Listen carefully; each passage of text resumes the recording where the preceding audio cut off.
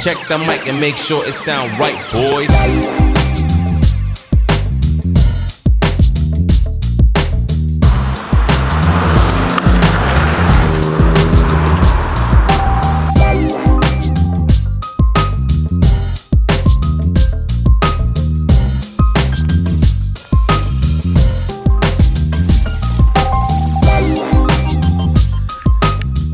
Today I'm back finally for another video on the Fiesta ST. It has recently surpassed on the 15th of March 2 years of me owning this car, and I just want to give you a quick kind of roundup of those 2 years. So let's get to it.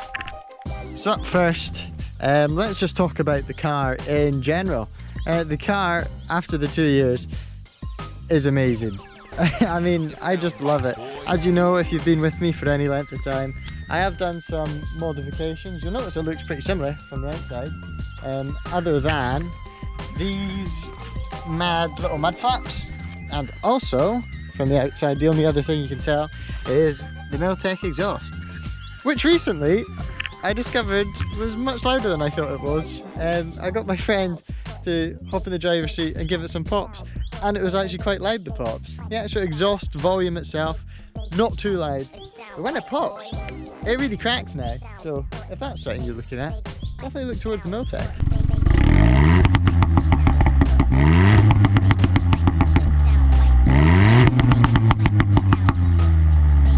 But yeah, as you can tell, do one of them if you want. The Miltech's one of the more expensive options, and there's Scorpion exhaust I've heard great things about. So it doesn't have to be a Miltech, but I mean, any exhaust you get is probably going to improve it unless it's very cheap and made out of gutters. Another recent mod I did was the torque mount, which is underneath. It's been on the car now for about 1,000 miles. If you're, again, wheel hop's an issue for you, I wouldn't hesitate. I would get one, because the negatives that you get with the torque mount really are outweighed by the positives and the lack of wheel hop, and actually just how much tighter it makes the front end feel. If you're thinking of selling this car because it's getting a little boring, you're getting a bit used to the power, buy yourself a remap. It probably doesn't matter which one. I think they're all quite good. I've never heard anyone complain about a remap, put it that way. Obviously I can only talk the TRS, which is on this car, and I can tell you that it gives it a bit more poke. It's in this kind of weird purgatory, because I'd say stock, it's a quick car. I mean, it's a Fiesta. It's not super duper drag strip fast. But when you put the remap on, it goes from being a quick car, and it's almost graduated into being a fast car. It really punches above its weight with that.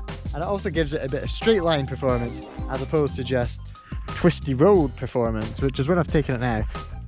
One more thing, reliability. I get asked this a lot. Is that remap blowing your car up?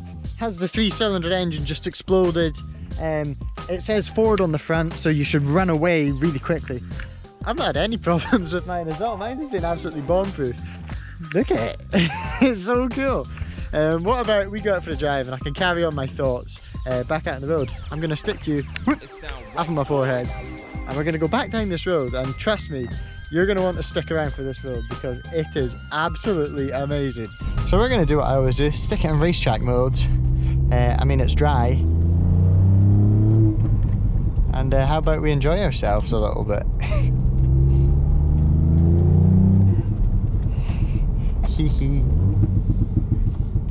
Also, the reward you get for heeling and towing now with the remap is the reward is a lot more pronounced. You're rewarded with a flurry of explosions from the exhaust, which has not gotten old yet. I'll keep you updated on that. Can't see it getting old. Also can't see this road getting old, because this road, I forgot how amazing it was. I don't think I've done it in this car yet. I've only done it in my last car, and I must have been thinking in my last car that I'll have to bring this one. I mean, look at this. All you need now for this road is a crowd up on the bank and some marshals with whistles every now and then, if you get what I say. Like, that's what this road puts me in mind of.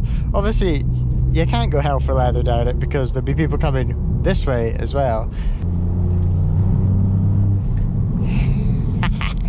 I'm still laugh like an idiot when I drive this car. I don't put that on for the camera. Like, this is just a little insight into how I would drive the car. Yeah, you get a little look up the road here, so you can see you can attack that corner with a bit of ferocity. Little jump. Not really. You want to believe it's going to be a jump. So yeah, what I was saying about the tyres earlier on, it's not like you're missing grip, but you're just missing a little bit of feel. And I think you actually gain a little bit of comfort from that, which I'm not complaining about. But you definitely lose a bit of that like knife edge sharpness. I've actually got two of my old tyres that weren't fully worn out that I'll stick on if ever I go to some sort of track situation. Oh, here's Lance Armstrong. Obviously didn't give him a big enough head start. Sorry, Lance. This guy, I was crouched behind my car getting the drone shot, and this guy must have cycled past wondering what the heck I was doing. He must have been so confused. Also, view up there. When you go a bit higher up, I should have shown you, there's like snow on the top of the hills. It's really nice.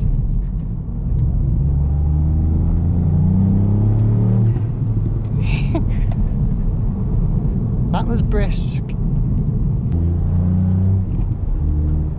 Right, till we get past this house, then we can have a little shot of fourth gear. Gee, you know, if you're going fast and you get into fourth gear, I think third gear tops out at 86. So by the time you're in fourth gear, you know you're cooking. You don't have to look at the speedometer. Obviously, that wasn't full beans in fourth. That was just tested. Around that left-hander back there, I felt the weight kind of transition. That's such an amazing feeling when you feel the weight go from the back when you're accelerating and you're braking, and then you get this kind of like neutral, slightly over the front weight when you're coming around a corner, and that is one of the best feelings I've experienced in a car, because it feels like you lift off a little bit more and you can tighten your line up, because the back, it almost feels like the back is coming round. I don't think it is, because I mean we weren't going fast round there.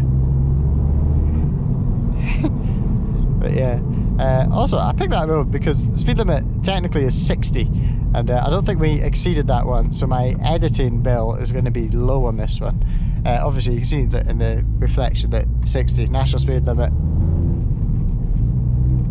And then, yeah, oh, this is 30, so I need to settle down. Sorry, police officer. Check the mic and make sure it sound right, boys.